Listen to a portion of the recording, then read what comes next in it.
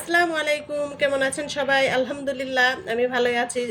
তো বেশি কথা বলবো না, জলদি কিভাবে এই মজাদার নাস্তাটা তৈরি করেছি সেই রেসিপিটা আপনাদের সাথে শেয়ার করব। তো চলুন চট জলদি এই মজাদার রেসিপিটা একটু দেখে নেই।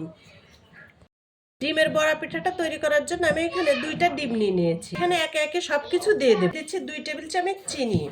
আপনারা মিষ্টিটা যে পরিমাণ খাবেন সেই পরিমাণে চিনিটা দিন। 2টা ডিম দিয়ে তৈরি করতেছি, এর জন্য 2টা ডিমের জন্য 2 টেবিল চামচ চিনি দিয়ে দিচ্ছি 1 চা চামচ ইস্ট। এখন সুন্দর করে একটু কাঁটা চামচ দিয়ে ফেটে নেব।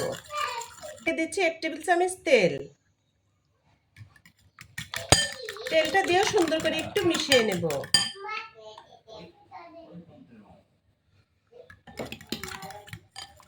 তেলটা দিয়ে সুন্দর করে একটু মিশিয়ে নেব। তারপরে দিয়ে দিচ্ছি ময়দা। আমি প্রথমে 1 কাপ ময়দা দিয়ে দিলাম, দেখি কতটুকু লাগে, তারপরে আবার ময়দা অ্যাড করব। 1 কাপ ময়দা দিয়ে দিচ্ছি। মিষ্টির ব্যালেন্সের জন্য একটু লবণ দিয়ে দিলাম। যারা মিষ্টি জিনিসে লবণ পছন্দ না করেন তারা লবণটা স্কিপ করে যেতে পারেন। আমি একটু কুসুম গরম পানি দিয়ে দিচ্ছি সামান্য। সুন্দর করে হাত দিয়ে ডোটা তৈরি করে নেব।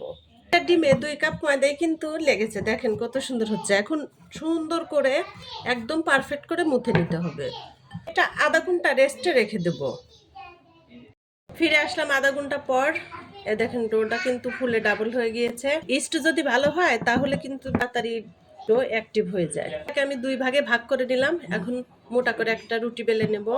এই যে কতটুকু পুরুত্ব করে রুটিটা বেলে নিয়েছি, এই সাইডটা দেখাই দিচ্ছি, দেখে বুঝে নেবেন।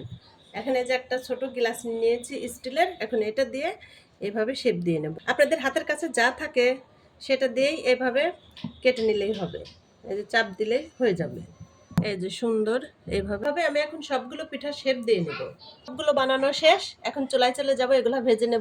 আগে থেকে চুলায় তেল বসিয়ে দিয়েছিলাম, তেলটা গরম হয়ে গিয়ে পিঠাগুলো দিয়ে দেব।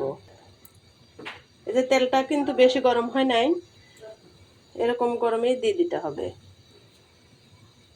ছড়ানো পাত্রে নিলে অনেকগুলো পিঠা একবারে দিয়ে দেওয়া যাবে।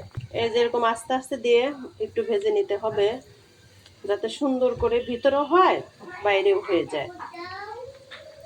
এই যে সুন্দর হয়ে গিয়েছে, আমি এখন তুলে নেব।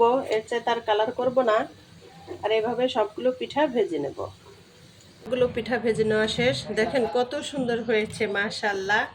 এই যে পিঠার ভিতরটা দেখেন কত সুন্দর হয়েছে। একদম সহজেই এই পিঠাটা তৈরি করে নেওয়া যায়, হাতের কাছে থাকা কিছু জিনিস দেই।